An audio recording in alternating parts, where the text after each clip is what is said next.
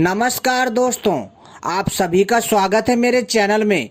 मैं आप लोगों को प्रेत साधना के बारे में बताने जा रहा हूं। प्रेत साधना यानी वीर साधना। दोस्तों, प्रेत साधना ऐसी साधना है जिसको यदि किसी मनुष्य ने सिद्ध कर लिया या कर लिया सही प्रकार से, तो दोस्तों साक्षात प्रेत आपके सामने प्रकट होगा और आपकी सारी इच्छाओं की पूर्ति करेगा। जी हाँ दोस्तों, लेकिन सुनने में आपको अटपटा लग रहा होगा और थोड़ा मजाकिया लग रहा होगा, लेकिन दोस्तों ये चीजें बहुत ही सत्य हैं। यदि आप लोग भी भूत देखना चाहते हैं, मैं गारंटी दे रहा हूं मित्रों, यदि आपने यह साधना कर ली तो दोस्तों आपको निश्चित ही भूत के दर्शन हो जाएंगे और भूत आपसे बात करेगा। लेकिन ध्यान रखिएगा, यह साधना केवल और केवल साधकों के लिए है, लेकिन जो गृह गृहस्थी वाला है वह साधना ना करे। लेकिन अगर करना भी चाहे तो बहुत ही विधि विधान से और बहुत ही सावधानी पूर्वक करना पड़ेगा। मैं पूरी जानकारी बताऊंगा कि इस प्रेत विद्या का इस्तेमाल कैसे करना है और इस प्रेत को कैसे सिद्ध करना है और इस प्रेत से हमें क्या फायदे होंगे। और जब ये प्रेत ये कहने करते हैं कि जब ये प्रेत हमारे समक्ष प्रकट होगा तब हमें इससे कौन से वचन लेने हैं, पूरी जानकारी दूंगा इस वीडियो में। तो इस वीडियो को पूरा और आखिरी तक देखिएगा मित्रों। आज की जो जानकारी है ऐसी जानकारी है जो आपके होश उड़ा देगी, तो दिल थाम करके बैठ जाइए। तो चलिए हम बताते हैं इस प्रेत साधना के बारे में। मित्रों, यह प्रेत साधना इतनी तीव्र है, इतनी शक्तिशाली है, इतनी प्रभावशाली है कि दोस्तों यह तुरंत असर दिखाती है, चुटकियों में असर दिखाती है। जी हाँ दोस्तों, इस साधना को तुलसीदास जी ने भी किया था, जिन्होंने रामायण की रचना करी थी, रामचरितमानस की जिन्होंने रचना करी थी, तुलसीदास जी ने भी, जी हाँ दोस्तों, तुलसीदास जी ने भी इस साधना को किया था और इसी साधना के बल पर उन्होंने कई कुछ काम किए थे।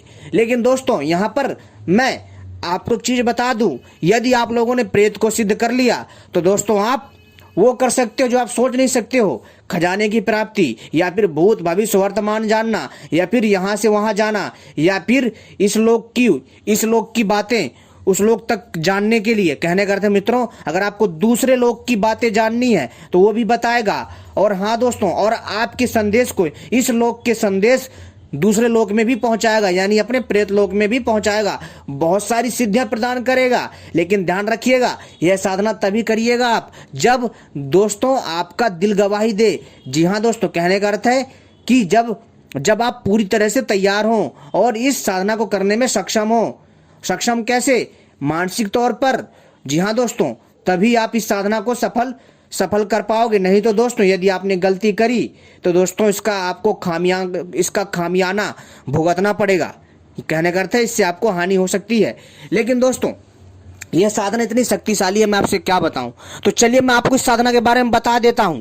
मैं बार बार चेतावनी दे रहा हूं, इस साधना को साधक ही करे जो इन सब की जानकारी रखता है। सामान्य नागरिक के लिए यह साधना नहीं है, यह बहुत ही कठिन, जी हाँ दोस्तों, बहुत ही कठिन साधना। वैसे कठिन साधना नहीं है, लेकिन सामान्य लोगों के लिए कठिन साधना कैसे? जब आप साधना करेंगे और साधना के बीच में जो अनुभव होंगे बहुत घातक होंगे, इसलिए बहुत ही सावधानी से इस साधना को करना है। ठीक है, यदि आप किसी शक्ति को सिद्ध करने का प्रयास करते हैं, उसको अपने वश में करने का प्रयास करते हैं, तो ध्यान रखिए दोस्तों, वह शक्ति जल्दी से आपके वश में नहीं आती है। वो चाहेगी कि मैं इसके वश में ना आकर के वो आपकी साधना भंग करने का प्रयास करेगी किसी न किसी बहाने से। तो आपको डगमगाना नहीं है। ठीक है दोस्तों, तो सबसे पहले आप हमारे चैनल को सब्सक्राइब कर लीजिए और घंटी को भी दबा लीजिए सही प्रकार से, क्योंकि हम ऐसी ही जानकारी लेकर के आते हैं आपकी जानकारी के लिए। और दोस्तों इस वीडियो को लाइक कर लीजिए, क्योंकि जब आप वीडियो लाइक करते हैं तो हमारा हौसला बढ़ता है और हमें और भी अच्छी जानकारी लाने का मन करता है आपके लिए। तो दोस्तों चलिए मैं बताता हूँ इस प्रेत साधना के बारे में। दोस्तों प्रेत साधना, प्रेत का अर्थ क्या होता है दोस्तों, आपको मालूम है? दोस्तों सीधा सा कहें, प्रेत का अर्थ होता है दोस्तों जो मनुष्य स्वर्गवासी हो चुका है, यानी कि या फिर मित्रों किसी एक्सीडेंट से या किसी और घटना से किसी मनुष्य की मृत्यु हो गई है तो वो प्रेत योनि में आ जाता है। और दोस्तों प्रेत योनि में भी कई प्रकार की योनियां होती हैं। ठीक है, तो दोस्तों प्रेत एक तरह से एक शक्तिशाली एनर्जी होती है, एक शक्तिशाली आत्मा होती है जिसके लिए कोई भी काम असंभव नहीं होता है। ठीक है मित्रों, लेकिन यह शक्ति तभी काम करेगी जब आप इसको जो है उचित कार्य देंगे। यदि आप इससे अनुचित कार्य करवाएंगे, कोई गलत कार्य करवाएंगे, ध्यान रखिएगा, आपका अहित करने में संकोच नहीं करेगी।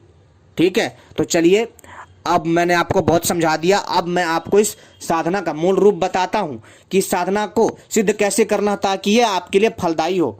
दोस्तों, प्रेत साधना को वीर साधना भी कहा जाता है। यह साधना अत्यंत शक्तिशाली है। मित्रों, इस वीडियो को पूरा और आखिरी तक देखिएगा, तभी समझ में आएगा और मैं पूरी विधि विधान से इसके बारे में बताऊंगा। जी हाँ दोस्तों, और जिन लोगों को प्रेतों पर, भूतों पर विश्वास नहीं होता, उन्हें विश्वास होने के लिए मजबूर होना पड़ेगा। जी हाँ दोस्तों, तो इस वीडियो को पूरा आखिरी तक देखिएगा, तभी समझ में आएगा। मैं बार बार कह रहा हूं। ठीक है दोस्तों, तो चलिए मैं बताता हूं। इस साधना को किसी जानकार की देखरेख में ही करना उचित होता है, अन्यथा इसके गंभीर परिणाम भी हो सकते हैं। ठीक है, यदि आपके बस की है तो करिए, नहीं तो करने की कोई आवश्यकता नहीं है। ये केवल और केवल आपकी जानकारी के लिए बता रहा हूं। साधक किसी गुरु के सानिध्य में इस साधना को पूर्ण कर सकते हैं। यह साधना अत्यंत प्रभावशाली है। इस साधना को करके हर तरह का सुख प्राप्त किया जा सकता है, चाहे फिर वो दैहिक हो या वैदिक हो। ठीक है, और अनुचित कार्य नहीं करेगा, ध्यान रखिएगा, अनुचित कार्य नहीं करेगा प्रेत, तथा गुरु आज्ञा से ही इस साधना को प्रारंभ करें। तुलसीदास जी ने यह साधना की थी और इसे वीर साधना भी कहते हैं। ठीक है, और यह साधना बहुत सरल है, लेकिन इनमें आने वाली जो कठिनाइयां हैं वो इस साधना को कठिन बना देती हैं। दोस्तों, विधि इसकी क्या है, ध्यान से सुनिए। बहुत ही आसान विधि है, लेकिन इनमें आने वाली जो परिस्थितियां बहुत विकट होंगी, इसलिए आपको बड़े ही सावधानी से करना है। विधि है, सुनिए। शौच का बचा हुआ पानी।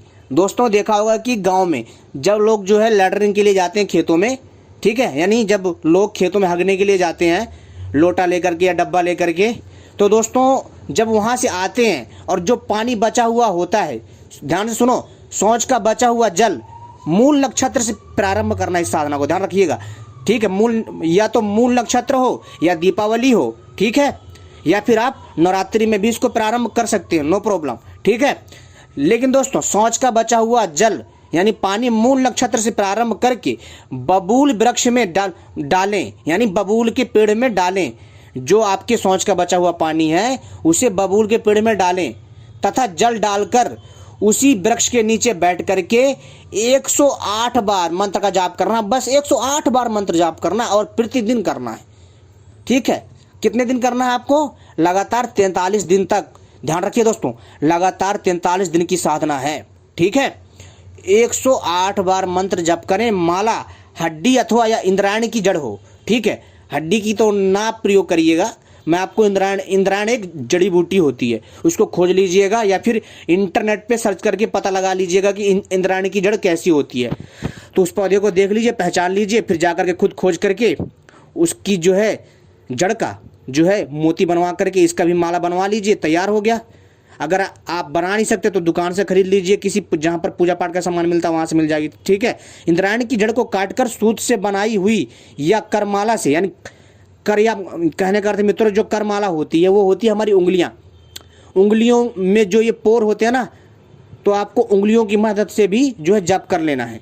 ठीक है, प्रतिदिन 108 बार। अगर आपको इन सब नहीं मिलता है तो ये सब नहीं मिलता है तो ठीक है, इसको बोलते हैं हम करमाला से भी आप जाप कर सकते हैं। इस प्रकार 42 दिन तक करें। ठीक है, और फिर 43वें दिन केवल मंत्र जपें, पानी नहीं डालें। तो प्रेत जो है ना दोस्तों, जो भूत है वो प्रेत सन्मुख आकर पानी मांगेगा, यानी आपके सामने खड़ा हो जाएगा। अजीब सा उसकी शक्ल होगी, बड़ी बड़ी आंखें, बड़ा सा चेहरा, विशालकाय शरीर, लंबा चौड़ा, और दोस्तों इतना डरावना कि अगर आप कमजोर दिल के होंगे ना तो आप डर जाएंगे। लेकिन आपको डरना नहीं है, ध्यान रखिएगा, ये कमजोर दिल वालों के लिए नहीं है। ठीक है, तो दोस्तों जब आप 42 दिन तक यह साधना करेंगे, 42वें दिन तक तो पानी देना है। ठीक है, लेकिन जब 43वें दिन आप मंत्र का जाप करेंगे तो दोस्तों मंत्र जाप करने के बाद उसे पानी नहीं देना है। ठीक है, केवल मंत्र जाप करना है और पानी नहीं डालना है। तो जो प्रेत होगा ना आपके सम्मुख आकर के, यानी आपके सामने प्रकट हो जाएगा उस बबूल के पेड़ से, यानी उस बबूल के पेड़ के अंदर से बाहर आ जाएगा। ठीक है, और आकर के आपसे पानी मांगेगा, तब उसे आपको पानी नहीं देना है। ध्यान रखिएगा, तब उसे जल नहीं देना, देने से पहले उससे वचन लेना है। ठीक है, पानी मांगेगा तब उसे जो है जैसे ही आपके सामने खड़ा हो जाएगा कि मुझे पानी चाहिए, तो आपको बोलना ठीक है मैं पानी दे देता हूँ, लेकिन मैं तुम्हें मुझे 3 वचन देने होंगे, आपको 3 वचन लेने हैं। किससे? प्रेत से। तभी उसको बोलना कि तभी मैं तुम्हें पानी दूंगा। तो वो जो प्रेत है वो कहेगा हाँ ठीक है। तो दोस्तों तब जो है आप उससे ये 3 वचन लीजिए जो मैं बता रहा हूँ। पहला वचन है कि मैं 7 बार जब भी मंत्र पढ़कर तुझे याद करूंगा तो आपको मेरे पास आना होगा। और दूसरा जो वचन है, जो भी कार्य उचित करने का कहें वो करना होगा। यानी आपको बोलना जो भी मैं तुम्हें काम करने के लिए दूं वो तुम्हें करना होगा, लेकिन ध्यान रखना उसे जो है उचित कार्य ही देना, कुछ ऊटपटांग का काम मत करवाना ताकि आपके लिए हानि हो बाद में। तीसरा वचन है, जब भी आप उसे कहो कि तू छोड़ करके यहाँ से चला जा हमेशा हमेशा के लिए, तब उसे आपको छोड़ करके जाना होगा, ठीक है। या फिर जब आपका काम खत्म हो जाए तब उसको बोलना है कि तुम अब जा सकते हो, ठीक है मित्रों। इस चीज का ध्यान रखना। ये वचन लेके फिर 7 बार मंत्र पढ़ते ही प्रेत हाजिर होगा, परंतु अनैतिक कार्य नहीं करेगा। और हर शनिवार को अपनी मध्यमा उंगली का 1 बूंद रक्त भी देना होगा। अतः सोच समझ करके ही साधना में हाथ डालें, अन्यथा लाभ की जगह हानि भी उठा सकते। बहुत तामसिक साधना है, तीव्र साधना है, बहुत सरल भी है, और इसमें जो परेशानियां आने वाली है ना वही कठिनाई है, बस समझ में आई दोस्तों। और मंत्र है, मंत्र सुन लीजिए। मंत्र है ओम श्रीम वम वम भूम भूतेश्वरी मम वश्यम कुरु कुरु स्वाहा। यह मंत्र है, इस मंत्र को नोट कर लीजिए मित्रों। यह मंत्र मैंने आपको लास्ट में बताया, इसको ध्यान से रख लीजिए लिख करके। और मंत्र मैं आपको इस वीडियो में भी दे देता हूं, और आपको यह मंत्र डिस्क्रिप्शन पर भी मिल जाएगा। ओके मित्रों, उम्मीद करता हूँ ये जानकारी पसंद आई होगी। धन्यवाद।